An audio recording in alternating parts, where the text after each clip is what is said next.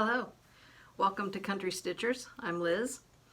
I'm taking just a few minutes this afternoon to update everyone who's participating in the round robin, and maybe those of you who are interested in how it's going who didn't participate. We have 14 groups and 4 members to a group. Everybody has received their information as of July 10th. It went out.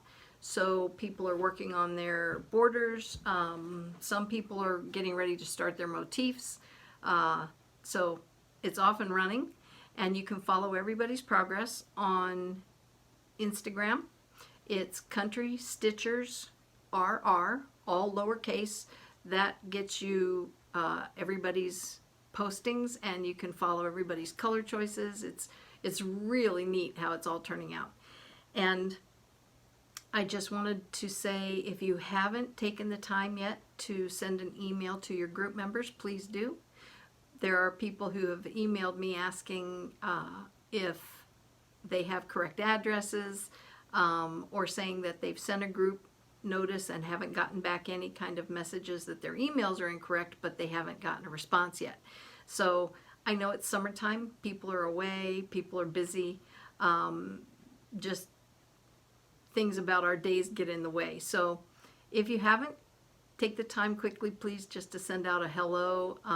You don't have to do anything fancy or send pictures. Just connect and let everybody know that your groups are intact and ready to go. There are 2 groups that I know of who have actually been able to get together physically and meet one another, which is really exciting. Not everybody fell out that way in the mix. We do have several groups that cross over state lines, so I doubt those people will be getting together personally, but it is fun to know that some of them did. Thought I would take a second here while I have you and just show you my change. I started with the Quaker border. I think I had this done, pretty much of it done about 2 weeks ago maybe, to show on one of our videos, and I set it aside. I didn't want to get ahead of anybody, but then this week when I picked it up, I wanted to do the extension on it, and make that each leg one more repeat of the pattern. And I had cut my fabric to the 2-inch margin already, and I couldn't add that, so I decided to go ahead and start over. I didn't want to get done and then regret not having started over and extended it. So this is where I got to yesterday. It didn't take long to catch back up, but you'll notice I did change the border. I decided to go ahead and do it in the primitive. Deb's doing the Quaker, and I thought it'd be fun if we both had a different border, and that way between the 2 of us we represented both options. Except layout, we didn't, either of us have a place we wanted to put the landscape border. So that's where I am.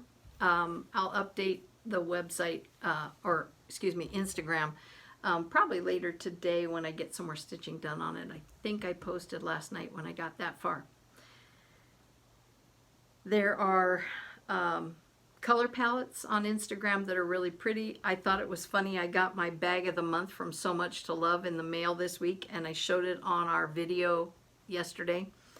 Excuse me, I'm off on my calendar. Thursday. But look what happened.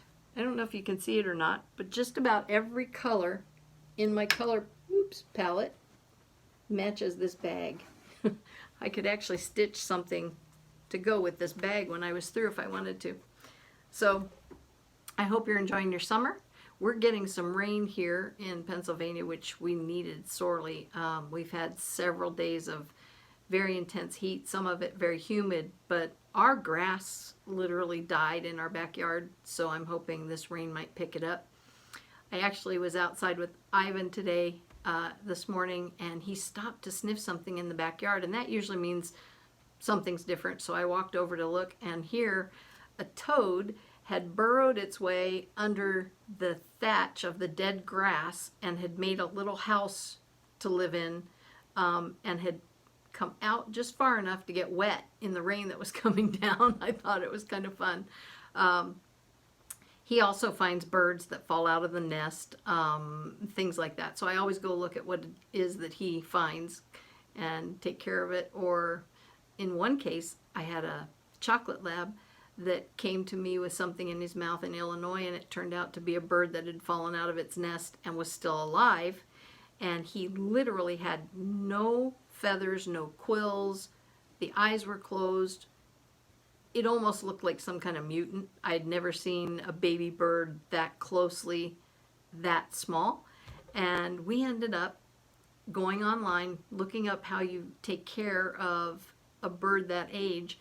And we had it for 10, 12 days maybe. And off it flew. Flew out the front door one day when I was away, and our friend who was living with us had opened the front door to go out, and it left the box and took off out the door. My son followed it across the street into the neighbor's hedges, and from there it went up into the tree, and from there it went off into Never Never Land. So we did what we hoped we would do, which is get it back into the wild, but it was amazing to watch. Literally overnight, what would start as just little black dots on the baby bird, the next morning would be the beginning of a quill. And it would all happen at the same time, all over him. It was fantastic. I look back on it and I wish I would have had some kind of a picture log of all the changes. I do think I took pictures, but for the life of me after we moved, I'm not sure on what camera card they are. Someday maybe I'll hunt them down. But that's my backyard story for today. I usually have at least something that happens back there. I like nature, so I keep my eyes open. Enjoy your day. It's a rainy Sunday afternoon here in Pennsylvania. I hope you get in touch with one another. People are waiting to hear. So if you haven't contacted your groups, once again, I encourage you to do that. Get a hold of your group members. Have a nice day and enjoy sharing the joy of needlework. Bye-bye.